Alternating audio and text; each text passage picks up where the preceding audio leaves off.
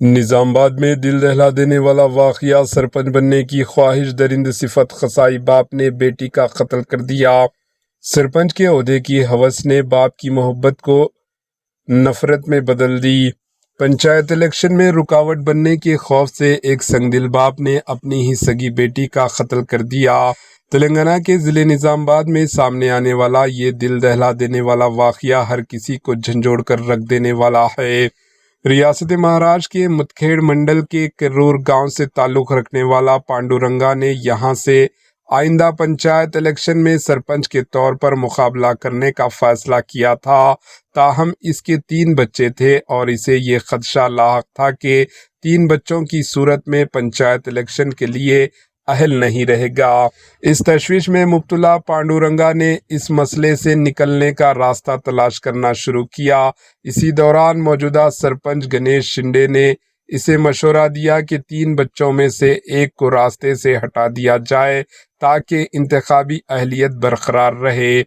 इस शैतानी मशवरे पर बगैर किसी सोच विचार के पांडुरंगा ने अपनी ही बड़ी बेटी प्राची को बेदर्दी से कत्ल कर दिया। कत्ल के बाद इसने नाश को निजामाबाद जिले के एडेलापल्ली मंडल में वाक़े D46 नहर में फेंक दी।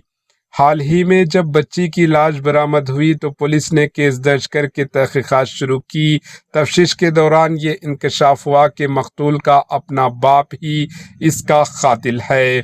जब कत्ल के पस मंज़र की जांच की गई तो भयानक हकीकत सामने आई।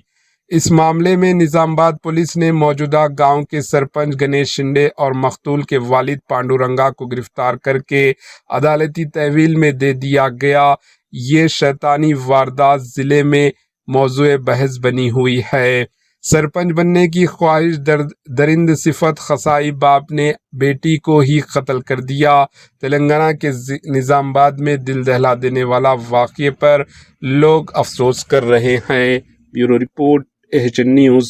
ఐడెంటిటీ ఏంటి, అది ఎందుకు చనిపోయింది, అలా ఎవరు చంపారు, ఏదో చనిపోయారు అనే దాని విషయం మీద లోతుగా ఇన్వెస్టిగేట్ చేస్తూ టెక్నికల్ అనాలిసిస్ మరియు మిగతా వాట్సాప్ సోషల్ తర్వాత మా హార్డ్ ఇంటెలిజెన్స్ ద్వారా తెలిసిన విషయం ఏంటి అంటే దీనిలో ముఖ్యంగా మొత్తం అన్ని విధాలుగా ప్రయత్నిస్తుంటే ఒక సుధీర్ అనే కానిస్టేబుల్ PC630 ఆయన వాట్సాప్ స్టేటస్ లో ఈ అమ్మాయి కనిపించట్లేదు, ఈ అమ్మాయి ఇక్కడ చనిపోయి ఉంది అని దాంట్లో సెర్చ్ చేస్తుంటే ముఖేడ్ మహారాష్ట్ర గ్రామస్తులు ఈ అమ్మాయి యొక్క నేటివిటీ ఏముంది, ఈ అమ్మాయి ఫలానా కెరూర్ గ్రామం ముఖేడ్ తాలూకా అని చెప్పడం జరిగింది.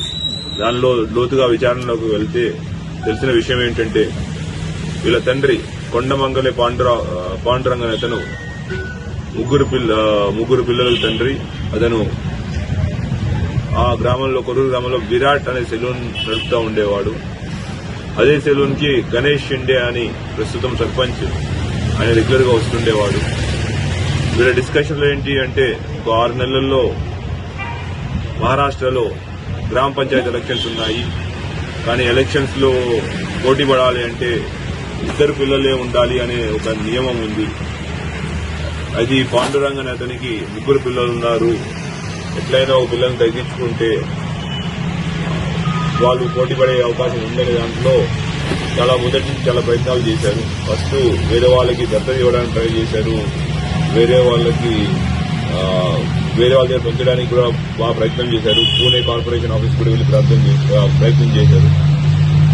అయితే వాళ్ళ ఏమి ఫలించబోయేసరికి ఎట్లయినా గెలవాలంటే 2 పిల్లలే ఉండాలని నియమాన్ని దృష్టిలో పెట్టుకుని ఈ పాండురంగ అనే అతను గణేష్ షిండే యొక్క ప్రోత్సాహంతో తన యొక్క బైక్ MH26BY7495 అనే బైక్ లో తన పెద్ద కూతురైన ప్రాచీని తీసుకురావడం జరిగింది.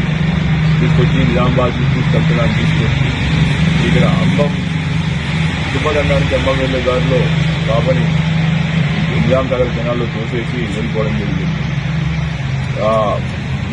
వెళ్ళిపోయి ఇంకోళ్ళు దాక్కున్నాడు మనకి ఇన్ఫర్మేషన్ మీద ఇవాళ అతను పట్టుకోవడం జరిగింది. ఇంకా మొత్తం ఆపరేషన్ ని దగ్గరుండి సూపర్వైజ్ చేస్తూ లీడ్ చేసిన ACP గారికి, తర్వాత inspector CI Bodhan rural inspector Vijay గారికి, ఎస్ఐలు Edapalli SI Rama and Renjal SI చంద్రమోహన్కి మరియు మొదట టీం అందరికీ కష్టపడి ఈ కేసు ఛేదించారు. వీళ్ళందరికీ మనస్ఫూర్తిగా అభినందనలు తెలుపుతున్నాను. అట్లానే మీడియా మిత్రుల ద్వారా అందరికీ విజ్ఞప్తి, ఎవరో చెప్పారు